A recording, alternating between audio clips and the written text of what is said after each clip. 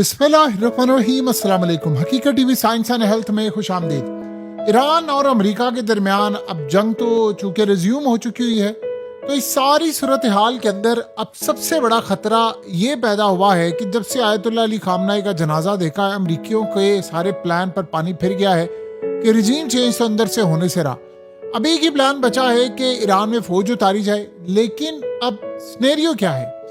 देखिए, सबसे बड़ा स्नेरियो ये है कि इस वक्त ईरान ने खास तौर पर अपने जो स्पेशल कमांडोज हैं वो इराकी कुर्दिस्तान वाले एरियाज, आज़रबाईजान वाले एरिया और दीगर जगहों पर इन्होंने डिप्लॉय कर दिए हैं।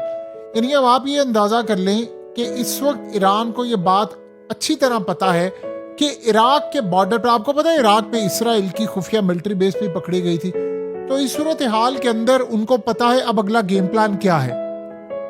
ईरान में फौजें अमेरिका ने खाली खुद नहीं आना। ईरान में प्लान ये है, जिस तरह का जनाजा देखा है, जिस तरह का 2 करोड़ लोग निकले हैं, वो तो क्लियरली बता रहा है कि ईरान के अंदर आप इस तरह रजीम चेंज नहीं कर सकते, जो मर्जी आप कहें। तो गेम प्लान क्या है?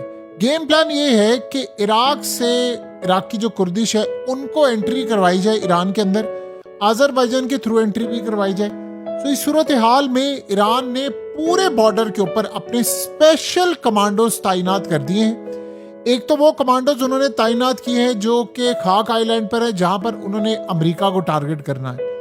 एक सूरत हाल ये है कि बॉर्डर की साइड पर भी कमांडोज तैनात कर दिए हैं। इसका मतलब है कि जमीनी सतह पर भी लैंड ऑपरेशन में इस वक्त अमेरिका खाली खुद एंटर नहीं होगा। पॉसिबिलिटी है कि इजराइल के कमांडोज भी एंटर हो, चाहे वो इराक से, वहां पर उनकी मिलिट्री बेस है, किसी भी तरह से हो। सो सबसे पहले इसकी मेन रीजन क्या है?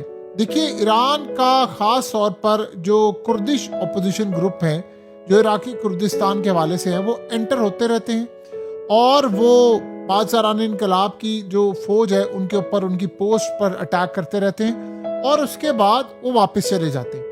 तो सबसे बड़ा तो असल में ग्राउंड अटैक होने वाला। उनको पता है जो कुर्दिश फाइटर्स हैं ये असल में पूरी तैयारी कर रहे हैं और तैयारी कर रहे हैं कि आपको पता है कि अमेरिका ने यह भी प्लान किया था कि उन्होंने कुर्दों को असला देना है और वो फिर जाकर लड़ेंगे ईरान के खिलाफ। तो यहाँ पर एक सबसे बड़ा मसला होने वाला है कि सबसे बड़ा क्लियर पैगाम क्या है। ईरान ने आज ये बता दिया है कि हम किसी तरह के एंटी ईरान ग्रुप्स को ऑपरेट नहीं होने देंगे अपने लैंड से, और ना इराक से कोई बंदा आएगा। तो स्पेशल कमांडोज है जिन्होंने रोकना है।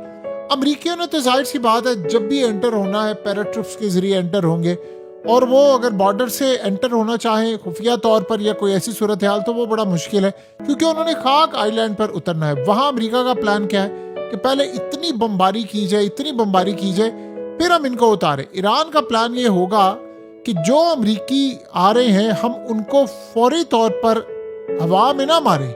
हमारी कोशिश ये होगी कि किसी तरह उनको अंदर आने दिया जाए और उन पर अटैक बाद में हो, उनको जिंदा पकड़ा जाए या उनको मारा जाए, जिंदा ना छोड़ा जाए, ताकि बाद में हम उनकी, फिर अगर ये एंटर हो जाते हैं, उनकी सप्लाई लाइन भी काटे।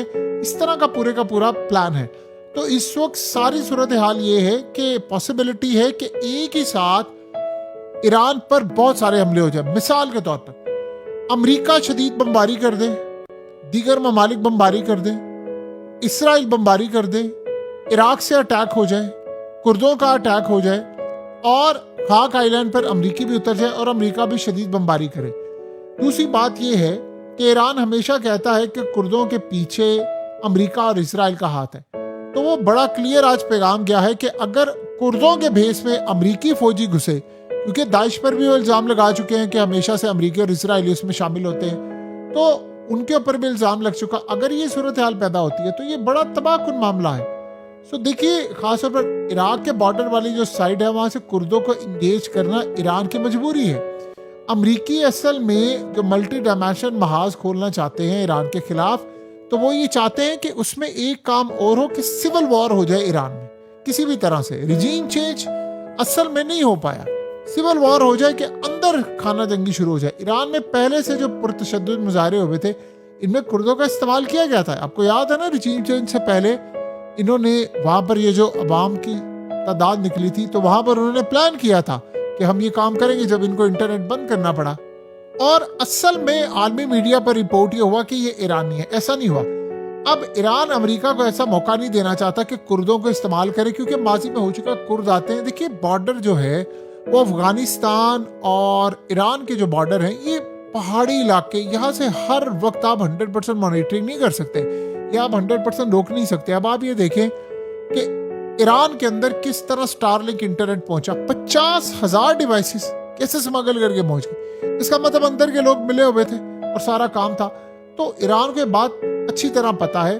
अब ईरान नहीं मौका देना चाहता अमेरिका और इसराइल को कि वो कुर्दों को इस्तेमाल करे। जंग में तो ईरान पहले से ही है, तो एक और जंग मजीद से अपने इलाके में वो लड़ने के लिए जा रहा है। कि वैसे भी ईरान में policy making, border line setup ज्यादा कंट्रोल रखता है।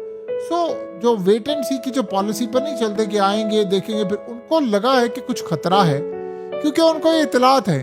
देखिए अभी अमेरिका ने अटैक किया, आज फिर ईरान ने पलट कर अटैक कर दिया। अब ईरान ने कहा कि हमने पूरे खित्ते में अमेरिका को उड़ाना है। तो इस तरह की जब सूरत हाल पैदा होती है, तो इस तरह के जब मामलात होते हैं वो तो क्लियरली इंडिकेट करते हैं कि चीजें किस रुख जा सकती हैं। अमेरिका के लिए एक चैलेंज है, बहुत बड़ा चैलेंज है, और ये चैलेंज वाकई बड़ा तबाहकुन है। और ये आप इसको ये मत समझे कि बड़ा आसान चैलेंज है या इससे निपट लिया जाएगा बड़ी आसानी के साथ, ऐसा कुछ होने नहीं जा रहा। ये बड़ा एक चैलेंज है। देखिए ईरान के ऊपर हर तरह से अब हमला करना है। ईरान मिसाइल उन्होंने मारने थे लेकिन वो नहीं मार पाए, वो ऐसी सूरत हाल पैदा नहीं हुई। ईरान ने काफी सारी चीजों को काउंटर किया है, लेकिन अगर ऐसी सूरत हाल है कि जहां ईरान इन चीजों को काउंटर करना चाहता है, तो फिर आने वाले वक्त में आपको और बहुत सारी चीजें नजर आएंगी तब्दील होते हुए। अमेरिका के हालात, अमेरिका की चीजें, अमेरिका के मामलात किस लेवल पर जाकर काम करेंगे ये तो अब आने वाला वक्त बता सकता है। लेकिन जो सूरत हाल इस वक्त पैदा हो रही है, मौजूदा सूरत हाल पैदा हो रही है, वो तो क्लियरली नजर आ रही है चीजें। बिल्कुल आप ये समझ लें कि इसमें कोई दो राय नहीं है, ये चीजें क्लियरली नजर आ रही हैं कि एक बहुत बड़ी जो तबाही है वो इस वक्त सर पर खड़ी हुई है, बिल्कुल सर पर खड़ी है। और इसमें कोई दो राय नहीं है कि ये जो लड़ाई है ये अब अगली जगह पर यानी गली कूचों में इसको दाखिल करने की तैयारी। अमेरिका बड़ी कोशिश कर रहा है कि किसी तरह हम ईरान में कुछ कामयाबी हासिल करें।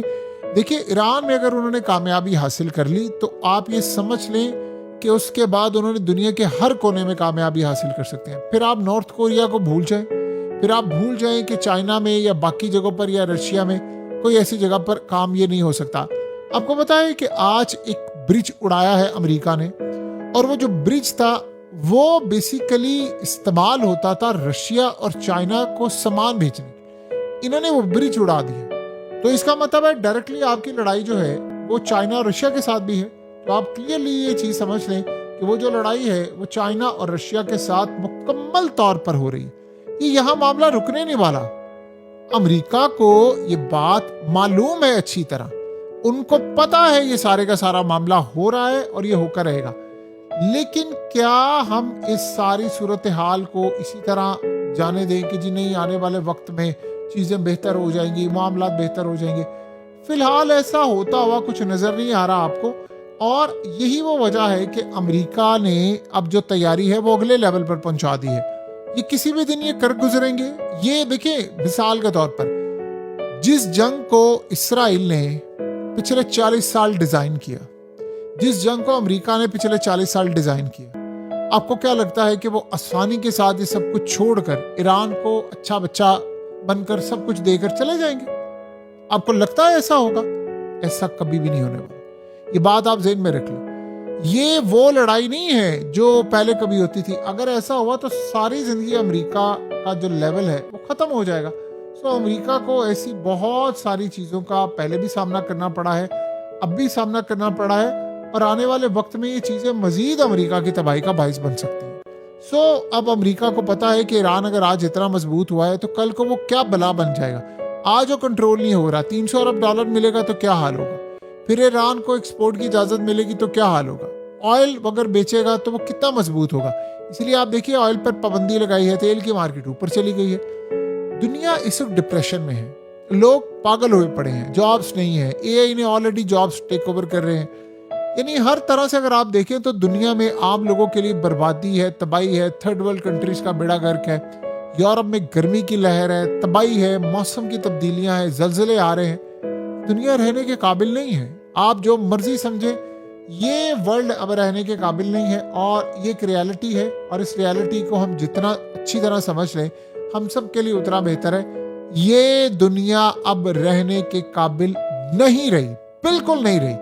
और कोई ऐसी सूरत हाल अगर समझता है कि जी हो जाए, तो उसके लिए फिर आने वाले वक्त में मजीद तबाही का सामान उसको खुद नजर आएगा। हकीकत टीवी साइंस एंड हेल्थ की इस वीडियो के नीचे कमेंट जरूर कीजिए, अपनी राय का इजहार जरूर करें और इस वीडियो को हर जगह शेयर करते हुए चैनल को सब्सक्राइब जरूर करें।